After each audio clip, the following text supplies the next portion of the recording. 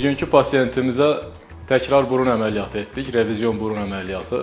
Bundan öncəki əməliyyatını başqa bir mərkəzdə olmuşdu. Burunda çəpər əyriliyi, burunun xarici deformasiyası mövcud idi.